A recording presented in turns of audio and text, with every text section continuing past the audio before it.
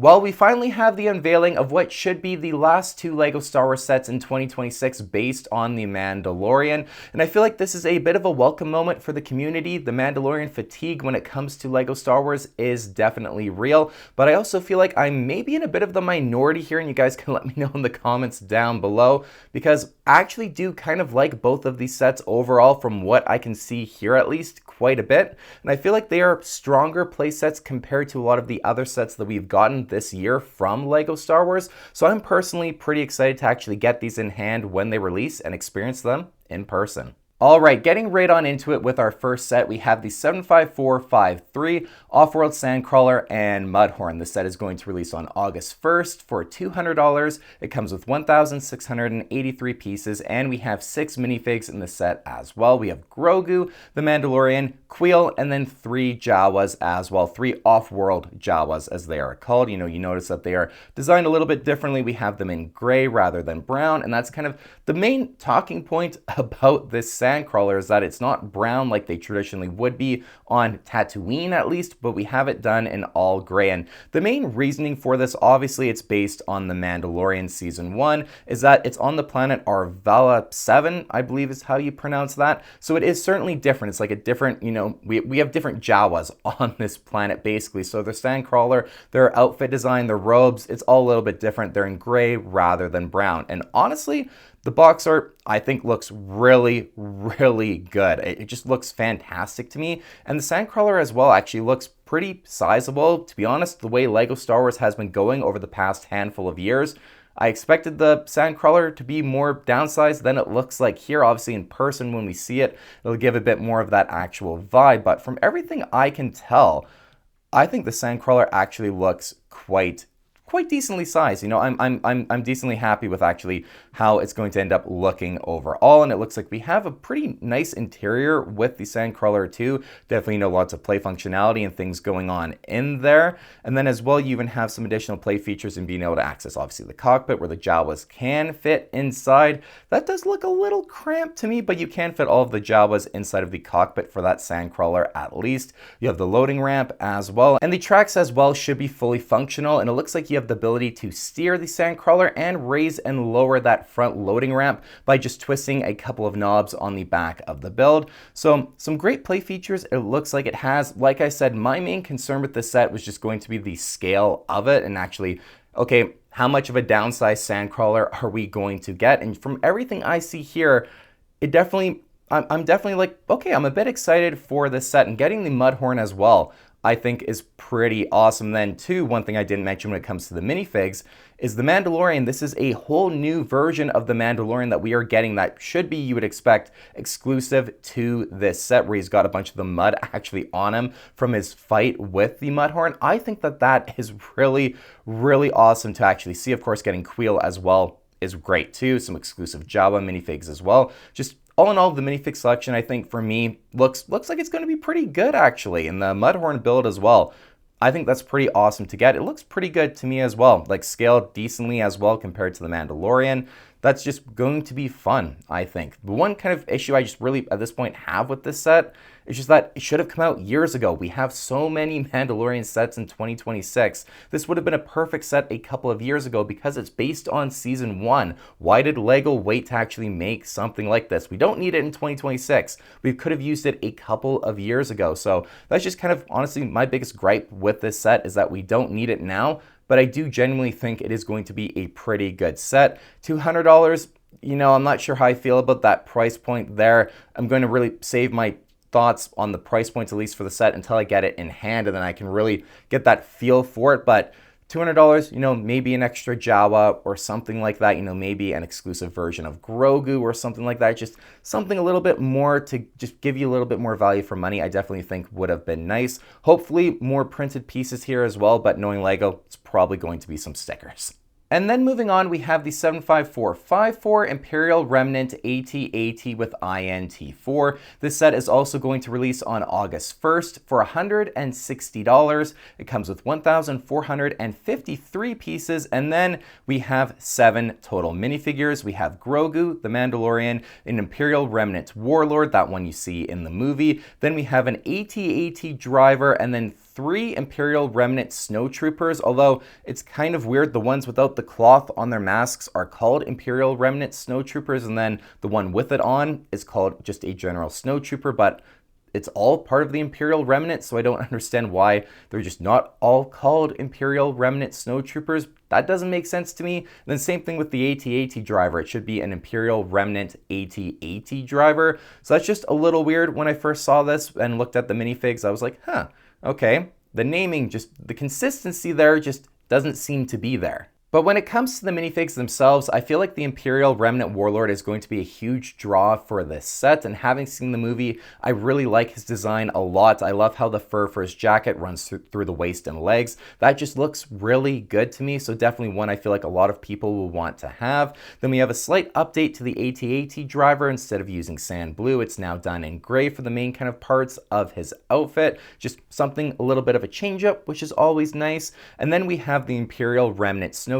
Again, I don't know why they're not just all called Imperial Remnant Snowtroopers when you, like, spoiler alert, just slightly, you see it in the movie, like, this is just what they look like without the cloth covering the front of their masks. So why have different names for them? I don't know. That makes no sense to me at all. But the actual mold for the mask, I think, looks really, really good. These guys look very cool to me. So I'm a big fan of that actual mask mold that we've gotten. I think it just works and it looks very accurate. It's just really cool. I'm definitely going to want a few of these minifigs, I feel like, for sure. And then we have just, again, that kind of regular Snowtrooper look that we're all used to. Looks totally good as well to me. I just feel like this set, you always want more when it comes to, you know, clone troopers, stormtroopers. More just would be nice. So I feel like getting 2 of each version would have been nice to have gotten in this set. You know, I just, you know, more just always would be nice. Or even 2 AT-AT drivers. I feel like that's also something, you know, it's an AT-AT. It should have 2 AT-AT drivers. That, you know, again, Lego, I feel like you could have included at least 1 more Snowtrooper and 1 more AT-AT driver. That just would have been awesome. When it comes to the rest of the set, I do like the box art quite a bit as well. It just brings me back to that sequence from the movie, which I really did like quite a lot. It was so awesome. So I think the box art looks absolutely fantastic. When it comes to the AT-AT's design, again, scale-wise, looking at these images here, trying to get some vibes from even like the lifestyle shots that we've gotten too. The scale of it, I think, looks pretty good as well. Again, not quite as downsized as I might have expected from Lego Star Wars, the way things have been going, but the scale of it, I really got to see it in person to see how I feel. But overall, I do think the AT-AT looks good. Speaking of those lifestyle shots, you can just tell from them even how bad the color matching is on those stickers on like the hip joints for the legs. Oh my God, they just look absolutely terrible. Like, look at that. To me, it's just kind of, it's a big joke at this point, Lego's inability to actually color match the stickers properly. So those absolutely suck. They look terrible. But the rest of the walker's design, the legs, I think look nice to me at least. The actual kind of like different color scheme of the body, I'd have to go back, or you can't really go back because the movie's still in theaters, but the color scheme, when we eventually, you know, get it released where you can go back and easily access the source material, I'm sure that kind of color blocking for the body of the AT-AT is done really well. And then when it comes to the actual kind of head cockpit for the AT-AT, something looks a little off to me. The AT-AT in the Mandalorian and Grogu is not like the same design as what we saw in Empire Strikes Back, for example. It's kind of closer to that Rebels one from what I have kind of seen. And just something about the shaping, kind of where those forward laser cannons are, just looks a little off to me. You can kind of tell where they tried to give it that more rounder kind of ball turret shaping. But then, you know, you have the spring-loaded shooter in there, which kind of makes that a little bit more complicated to get that exact shape. So something just looks a little off to me when it comes to that kind of lower jaw portion of the cockpit. But again, you know, I'll save my full thoughts on that for the review that I'll make on the channel when the set does release. And then we have that INT-4, which is such a cool design. I love how you can actually have that and store it inside of the AT-AT. That's really great. It looks cool. Just a fun additional build that, slight spoiler alert again, because I have seen the movie. I'm not going to get into anything too crazy, but I also don't want to not disclose if I'm talking about something you've seen in the movie.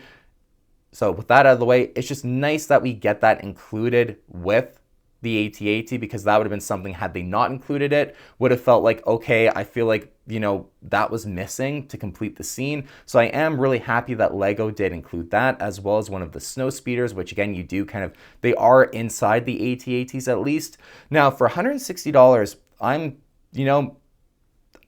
not feeling this is like the worst pricing in the world that we've seen from LEGO recently for Star Wars sets. To me, $160 peak value, I feel like. Include the AT-AT because that makes sense in the context of this set. Include the AT-AT build in it, then $160, I feel like, yeah, we're, great buy, great day one purchase if you really did like the movie or want a new AT-AT and an AT-AT build. But the fact that we at least get the INT-4, I really do like, so mad props to LEGO that we get that included in this set. And I guess that itself isn't quite a spoiler because if you haven't seen the movie but you're watching this video on the set and wanting to learn about it, you can piece 2 and 2 together that should go with the AT-AT. But certainly I definitely feel like adding in the AT-AT would give kind of more peak value at that point. That just would have been awesome. The one thing that's kind of crazy though is you think about this set, $160. What else is $160? The Republic Juggernaut, which on Lego.com right now has basically a 1-star rating with 1,157 reviews. Insanity. That set has 813 pieces, comes with 5 traditional minifigs and then 3 battle droids for $160.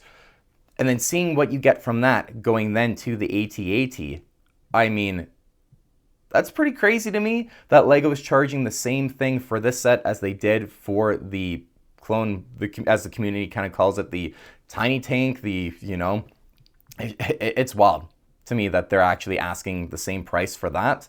So yeah, I definitely feel like this is way better value for your money, way closer to the price point that LEGO should have and that consistency that you think they have when it comes to pricing. But it makes no sense to me sometimes how you get like a set like the Republic Juggernaut, that's $160.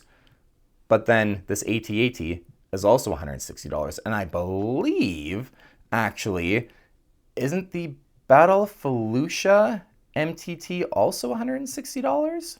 Yeah, the Battle Felucia Separatist MTT is also $160. And at least I liked that build. The stickers were garbage as well in terms of that color matching, but the build itself I really do like quite a lot. The designer behind it did a fantastic job, but again, that has 976 pieces, and I really don't like using price per piece as the end all of in terms of what is good value and what isn't, but just looking at what you're even getting from the Battle Felucia Separatist MTT and then going to the AT-AT with the INT-4.